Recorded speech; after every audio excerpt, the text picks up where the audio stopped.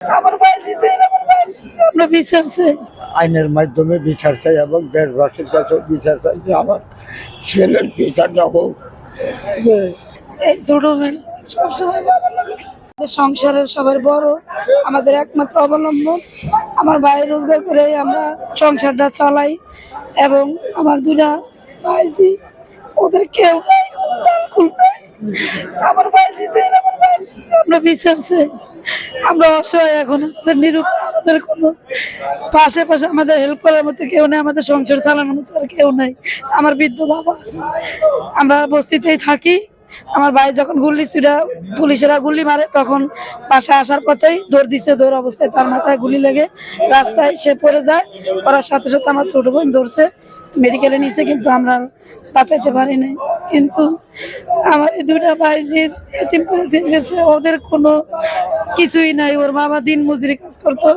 এখন আমরা আপনাদের কাছে ওদের বিচার চাই, ওদের সহযোগিতা চাই, ওদের দাঁড়ানোর মতো পাশে কোনো আশ্বাস আমরা আপনাদের কাছে চাই। আমার হাজব্যান্ড দিন মজুরি কাজ করে, আমার বাচ্চার জন্য খাবার আনতে যায়, সে গুলিবিদ্ধ হয়, বাসায় ঢুকার সাথে সাথে গুলি লাগে, সে ওই জায়গায় পড়ে থাকে। আমরা বাসার ভিতরে থেকে বের হয়ে খবর পাই যে আমার স্বামী ওই জায়গায় পড়ে আছে। আমার ছোট ননদ সে যায়, আমাদের আগে উঠায় নিয়ে মেডিকেল যায়, তারপরে বলে যে সে ডেড, পুলিশের গুলিতে সে আহত। আমার স্বামী সবার বড়, আমার স্বামী উপার্জন করে। আমার দুই মেয়ে, এক মেয়ে 8 ক্লাসে পড়ে আর এক মেয়ে ক্লাস 2-তে পড়ে। এই মেয়েটার লেখাপড়ার সম্পূর্ণ খরচ তার বাবাই দিছে, বাবাই দেখছে। এখন এই মেয়েটার লেখাপড়ার খরচের মতো দেওয়ার মতো আর কেউ নাই। এখন আমার বাবা বৃদ্ধ মানুষ, কর্ম করতে পারলে আমাদের খাওয়াবে, আমার বাচ্চাটাকে পড়াইতে পারবো, নাহলে পড়াইতে পারবো না। এখন লেখাপড়াটাও ওর আর হবে না, একমাত্র বাবাই ছিল তার অবলম্বন। বাবাই তো নাই, দুনিয়া থেকে চলে গেছে। এখন তারা এতিম অসহায় হয়ে গেছে, তাদের লেখাপড়াও কিছুই হবে না। যে আমার ছেলে শহীদ হয়ে গেছে, পুলিশের গুলিতে নিহত হয়েছে, আমি সেই জন্য বিচার চাইতে আইছি। আমি আইনের মাধ্যমে বিচার চাই এবং দেশবাসীর কাছে বিচার চাই যে আমার ছেলের বিচারটা হোক। এই আশা নিয়ে আমি এখানে আইছি।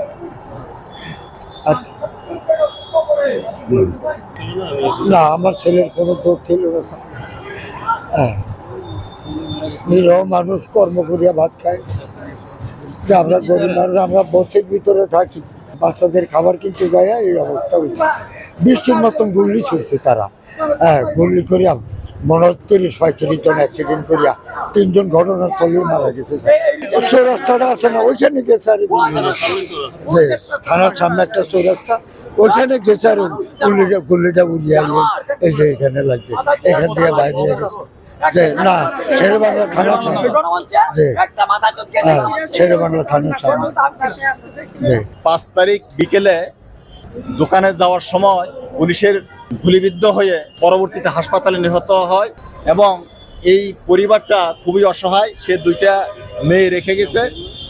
বিজ্ঞ আদালত সকল কিছু বিবেচনা করে এই মামলাটি শেরে বাংলা নগর থানায় এজাহার হিসেবে গণ্য করার জন্য নির্দেশ প্রদান করেছে এবং এতে বাদী ভিকটিমের বাবা খুশি এবং ভিকটিমের বাবা এর উপযুক্ত বিচার চায়। মামলাটা শেখ হাসিনা, ওবায়দুল কাদের, স্বরাষ্ট্রমন্ত্রী, পুলিশের IG, police commissioner DB Harun এবং বিপ্লব কুমার সহ 11 জনকে আসামি করা হয়েছে।